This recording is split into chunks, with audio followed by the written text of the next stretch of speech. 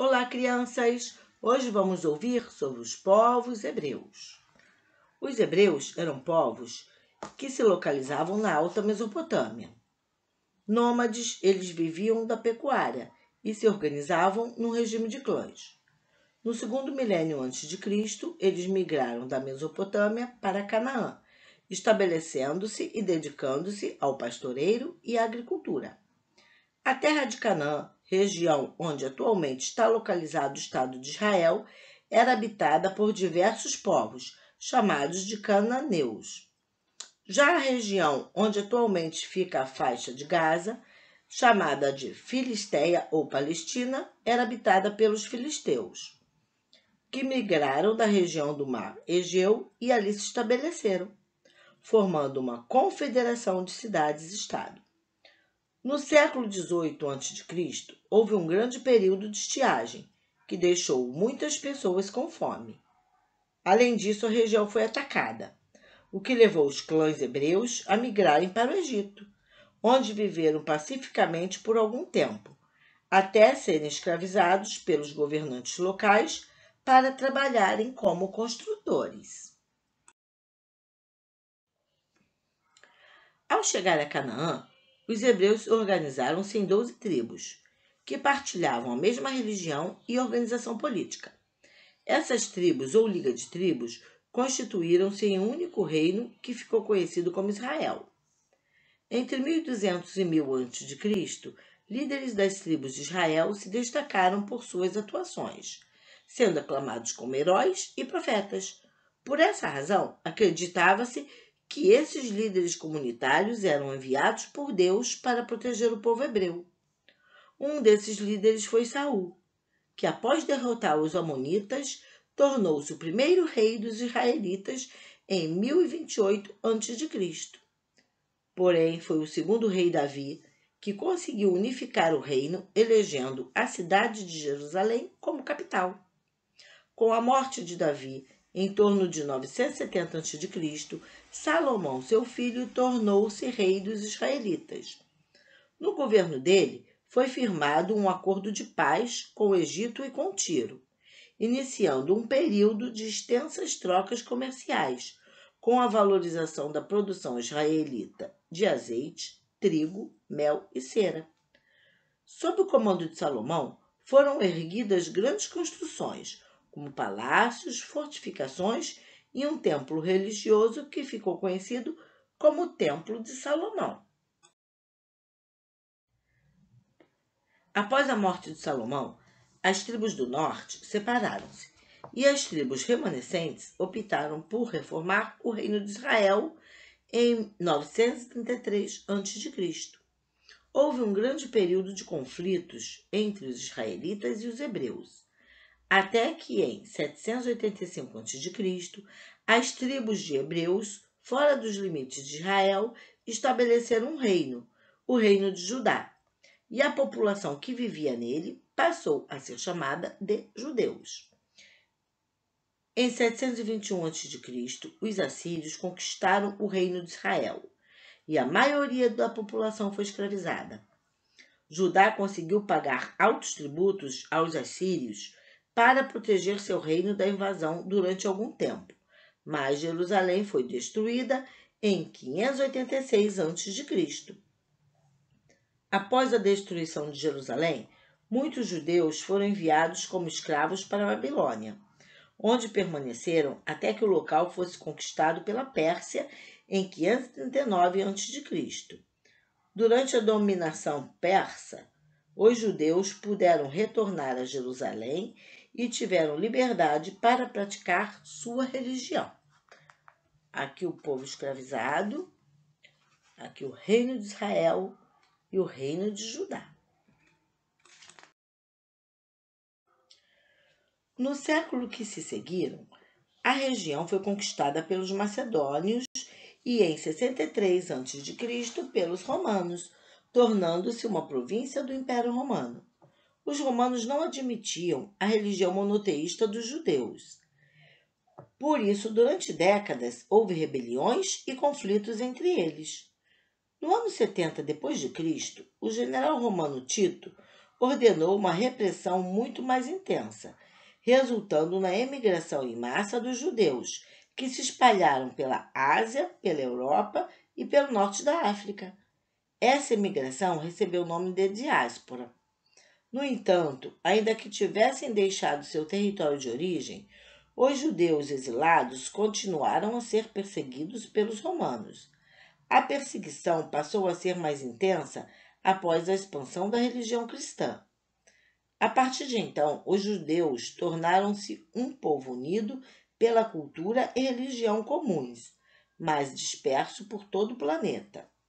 A população judaica pôde retornar para suas terras de origem apenas em 1948, após a criação do Estado de Israel. Já o Estado da Palestina, cuja criação também havia sido prevista, ainda não tem reconhecimento internacional.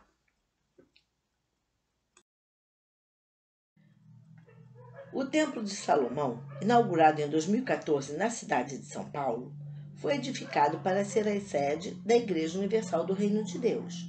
Foi inspirada na edificação que existiu em Jerusalém e que foi palco de alguns dos eventos bíblicos mais marcantes para os cristãos.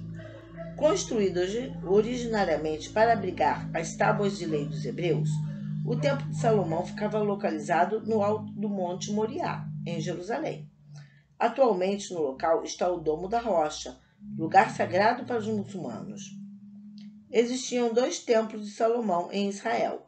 O primeiro, construído durante o reinado de Salomão, foi destruído por tropas da Babilônia em 586 a.C.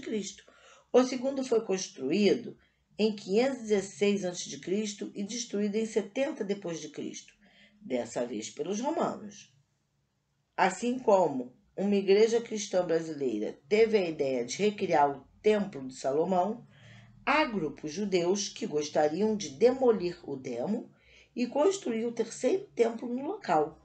É possível até visitar em Israel o local em que está o candelabro de ouro gigante feito para essa hipotética construção.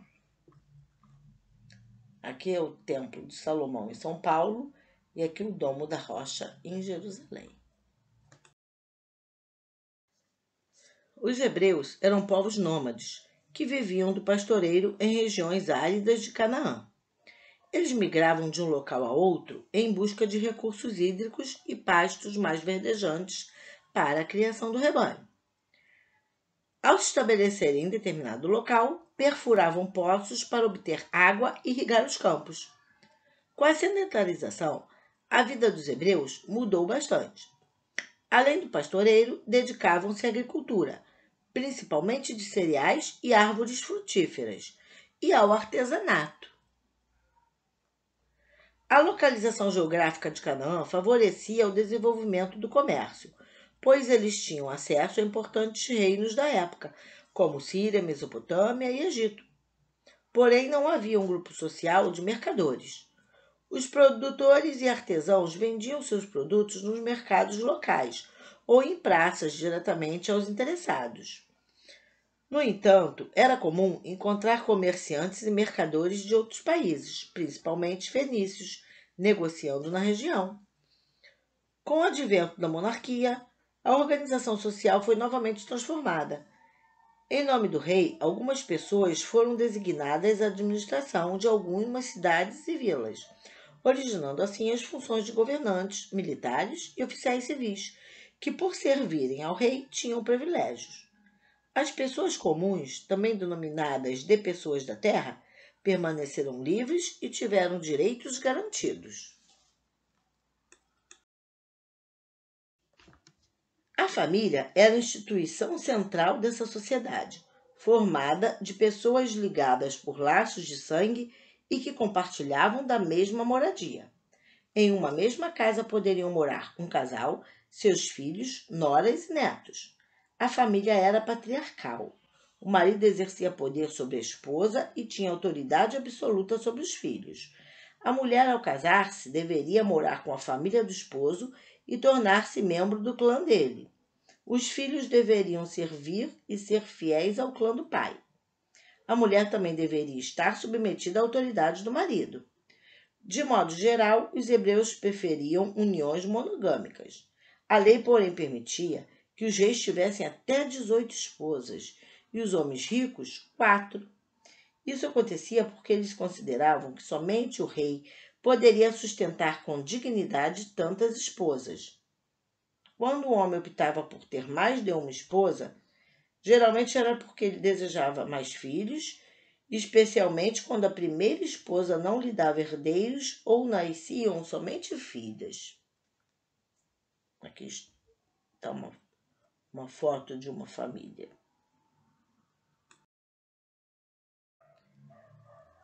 A perspectiva religiosa dos povos hebreus foi alterada com o passar do tempo. Os primeiros israelitas acreditavam em diversos deuses, incluindo espíritos da natureza, e para alguns havia um Deus maior, Javé, o Deus de Israel. Porém, durante o século VI a.C., quando eles estavam sob a condição de escravos na Babilônia, Javé passou a ser adorado como um único Deus.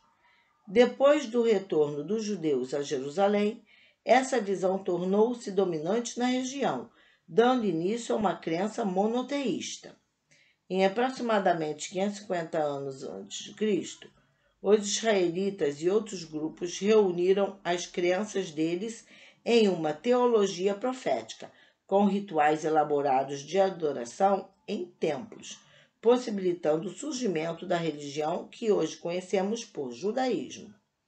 De acordo com a tradição judaica, existia apenas um Deus, de quem os judeus denominavam de Javé, conhecido no cristianismo por Deus e no islamismo por Alá.